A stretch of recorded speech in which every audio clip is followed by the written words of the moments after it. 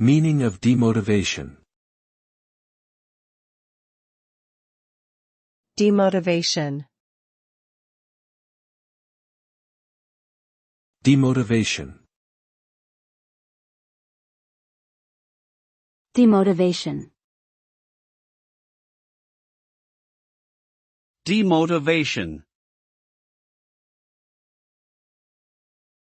Demotivation refers to the process of losing motivation or having one's existing motivation reduced. This often occurs when an individual's efforts do not lead to the expected outcomes, or when one is faced with obstacles that are deemed insurmountable. The result of demotivation can be a decrease in productivity, a loss of interest in achieving goals, and a general sense of apathy towards one's work or activities. Demotivated individuals may also experience feelings of hopelessness, dissatisfaction, and frustration, which can further exacerbate their lack of motivation.